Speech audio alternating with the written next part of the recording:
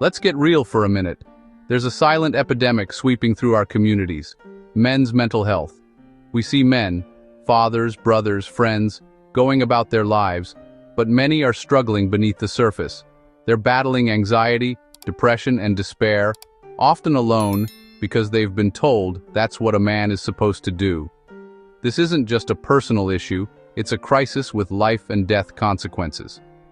Men are taught to hide their pain, to see vulnerability as weakness. The result? Broken relationships, lost productivity, and most tragically, lost lives. Men are dying because they believe it's better to suffer in silence than to admit they're not okay.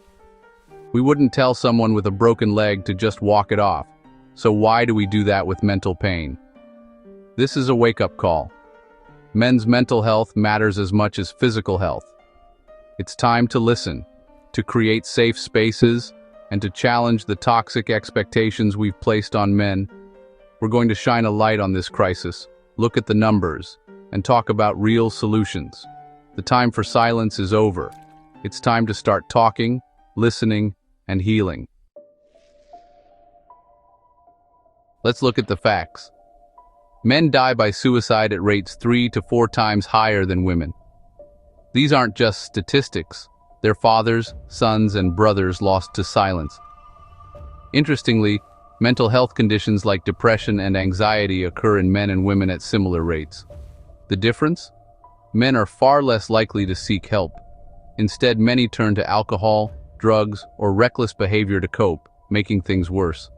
This avoidance creates a vicious cycle. Pain leads to unhealthy coping, which deepens the pain. It's not a coincidence.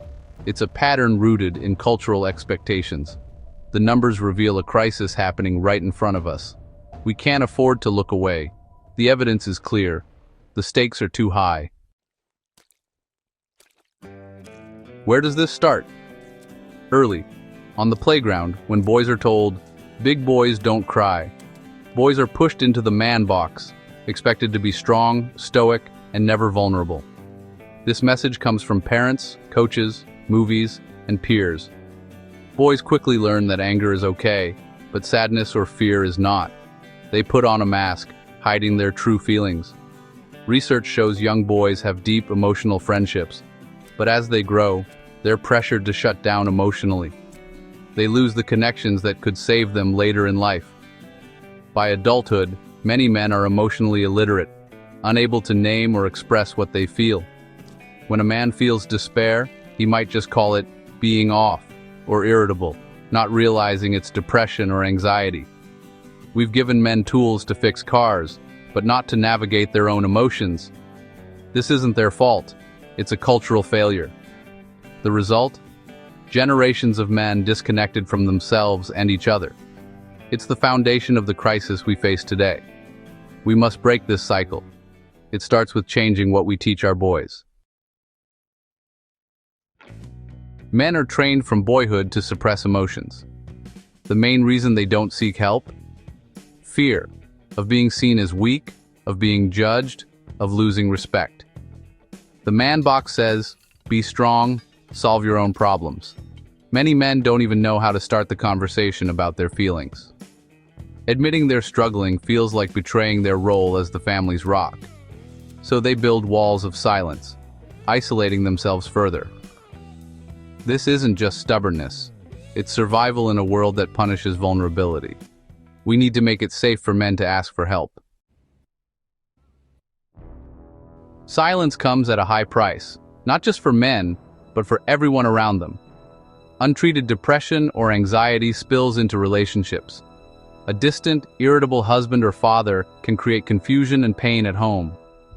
Children sense something's wrong and may blame themselves, shaping their own emotional lives.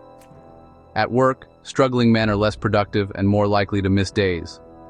In society, unresolved pain can lead to aggression, substance abuse, or worse. The highest cost is paid by the man himself.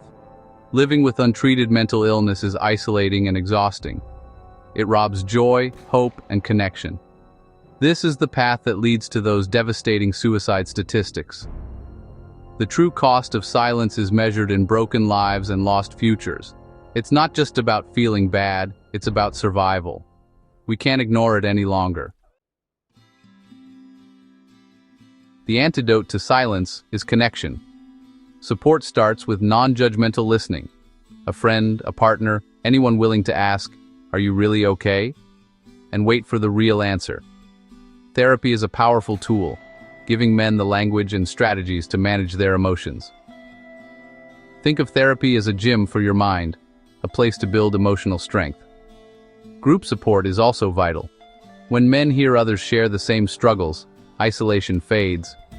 Men's groups create brotherhood and accountability, proving vulnerability is human, not weak. Real support means changing daily interactions, checking in, sharing honestly, and modeling openness. It's not about grand gestures, but small, consistent acts of compassion. Support is a culture we build, conversation by conversation. It dismantles the man box and gives men permission to be fully human. Every act of support matters. Together, we can change the story. To solve this crisis, we need a new blueprint for masculinity. It's not about making men softer but stronger, emotionally and mentally. Strength must include vulnerability, empathy, and the courage to ask for help. It starts at home. Praise boys for kindness, not just toughness. Create spaces where all feelings are valid. Fathers, especially, must model emotional openness. Schools should teach emotional skills, and workplaces must treat mental health as seriously as physical health. Leaders who share their struggles help normalize the conversation. Media must show men as complex, emotional beings, not just stoic heroes. We need stories of men supporting each other and seeking help. By celebrating a fuller version of manhood, we chip away at toxic stereotypes. This is how we create lasting change. The next generation deserves better. We've had strength all wrong. True strength isn't silent suffering, it's the courage to say, "I need help." Admitting you're struggling is an act of bravery, not weakness. If your car breaks down, you see a mechanic. If your mind is struggling, see a professional. Seeking help is smart and responsible. When a man speaks up, he starts his own healing and gives others permission to do the same.